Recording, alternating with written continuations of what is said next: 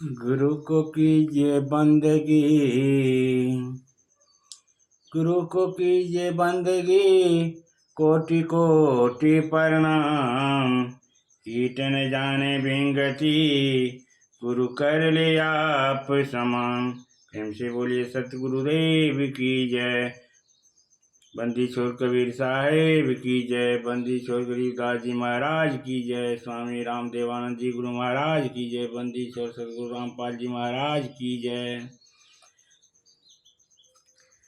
समादरणीय सज्जन वृंद, धर्मानुरागी सत्संग प्रेमियों, भक्त आत्माओं के चरण कमलों में कोटि कोटि नमन।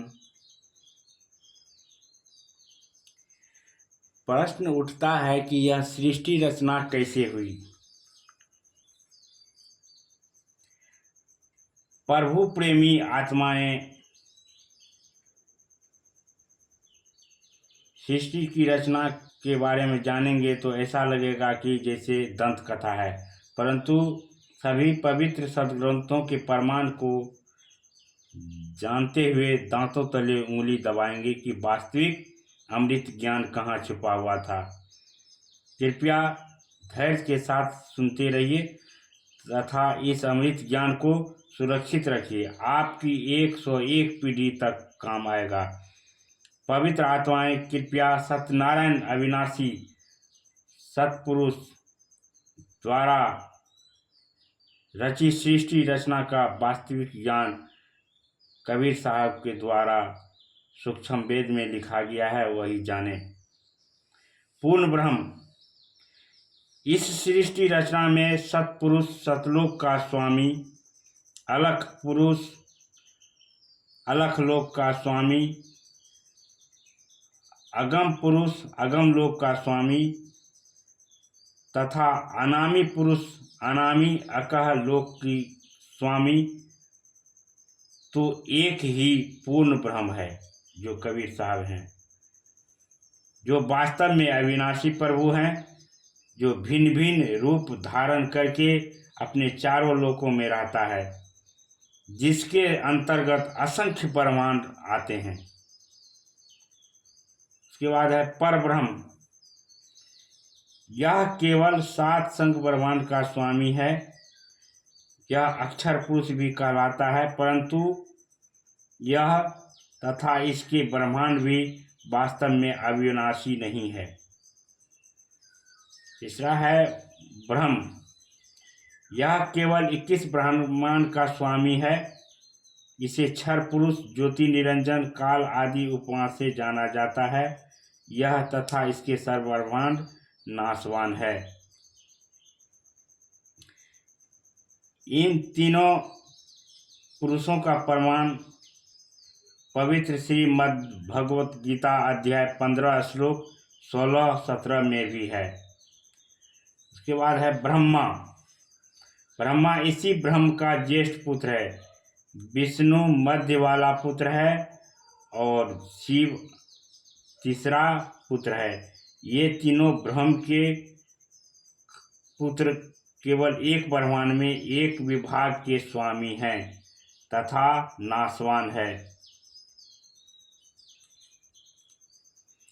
कबीर देव ने सूक्ष्म वेद अर्थात कबीरवाणी में अपने द्वारा रचित सृष्टि का ज्ञान स्वयं ही बताया है, जो निम्नलिखित है।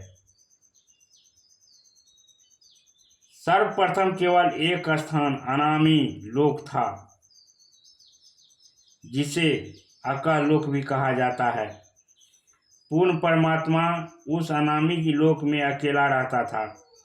उस परमात्मा का वास्तविक नाम कबीर देव अर्थात कबीर परमेश्वर है। सभी आत्माएं उस पूर्ण धनी के शरीर में समाई हुई थी।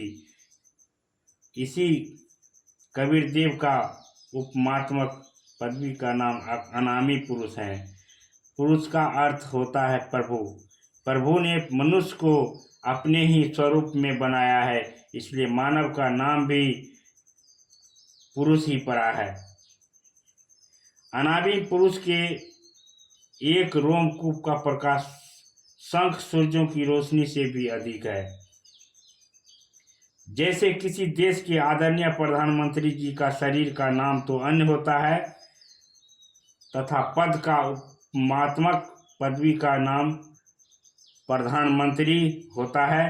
कई बार प्रधानमंत्री जी अपने पास कई विभाग भी रख लेते हैं, तब जिस भी विभाग के दस्तावेजों पर हस्ताक्षर करते हैं तो उस समय उसी पद को लिखते हैं।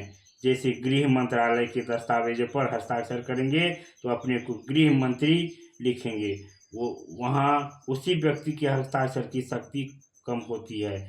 इसी प्रकार कबीर परमेश्वर कबीर देव की रोशनी में अंतर भिन्न भिन्न लोकों में होता जाता है।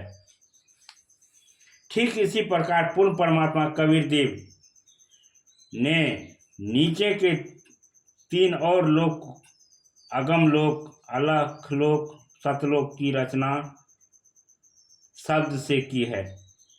यही पूर्ण ब्रह्म परमात्मा कबीर देव ही अगम लोक में प्रकट हुआ तथा कबीर देव अगम लोक का भी स्वामी है तथा वही वहाँ इनका उपमात्मक पदवी का नाम अगम पुरुष है। इसी अगम प्रभु का मानव सदृश शरीर बहुत तेजोमय है, जिसके एक रोमकूप की रोशनी खरब सूर्य की रोशनी से भी अधिक है।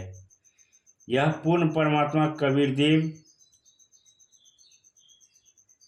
अलख लोक में प्रकट हुआ तथा स्वयं ही अलख लोक का भी स्वामी है तथा उपमात्मक नाम अलख पुरुष भी इसी परमेश्वर का है तथा इस पूर्ण प्रभु का मानव सदृश शरीर तेजोमय स्वयं प्रकाशित है।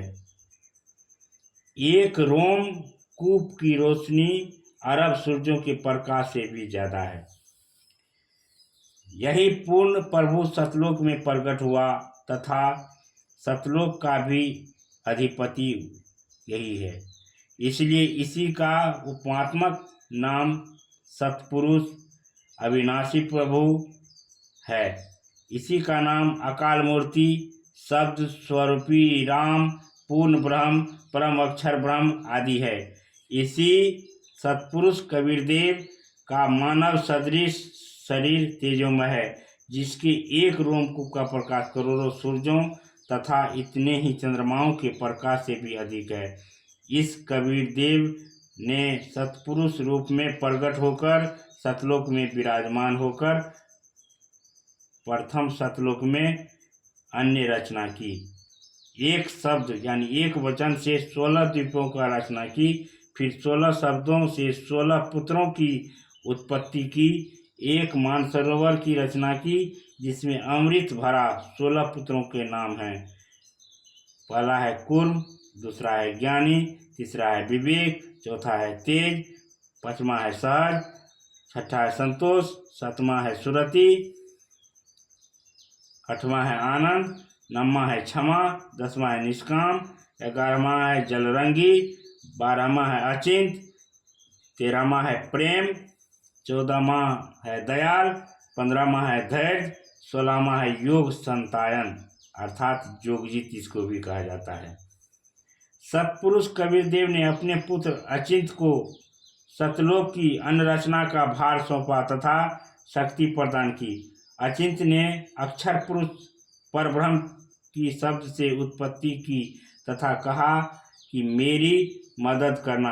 अक्षर पुरुष स्नान करने मानसरोवर पर गया, वहां आनंद आया तथा सो गया, लंबे समय तक बाहर नहीं आया। तब अचिंत की प्रार्थना पर अक्षर पुरुष को नींद से जगाने के लिए कबीर देव ने उसी मानसरोवर से कुछ अमृत जल लेकर एक अंडा बनाया तथा उस अंडे में एक आत्मा प्रवेश की तथा अंडे को मानसरोवर के अमृत जल में छोड़ा। अंडे की गड़गड़ाहट से अक्षर पुरुष की निद्रा भंग हुई। उसने अंडे को क्रोध से देखा, जिस कारण से अंडे के 2 भाग हो गए।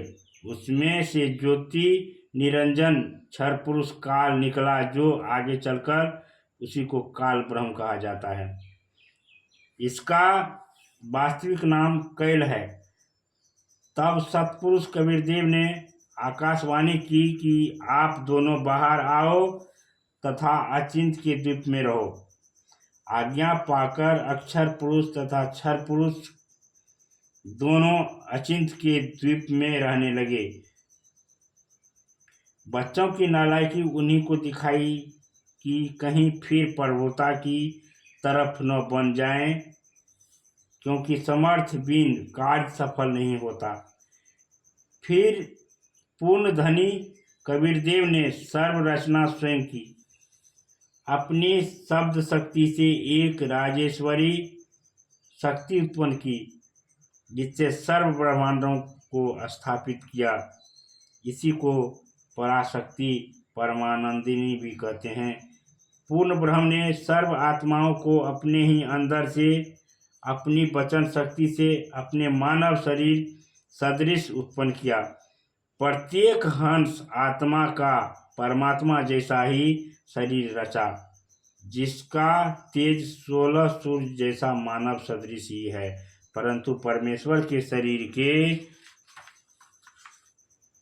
एक रोमकूप का प्रकाश करोड़ों सूर्य से भी ज्यादा है। बहुत समय उपरांत क्षर पुरुष यानी ज्योति निरंजन ने सोचा कि हम तीनों अचिंत अक्षर पुरुष क्षर पुरुष एक द्वीप में रह रहे हैं तथा अन्य एक एक द्वीप में रह रहे हैं। मैं भी साधना करके अलग द्वीप प्राप्त करूंगा। उसने ऐसा विचार करके एक पैर पर खड़ा होकर 70 युग तक तप करना चालू कर दिया। प्रेम से बोलिए सतगुरुदेव की जय।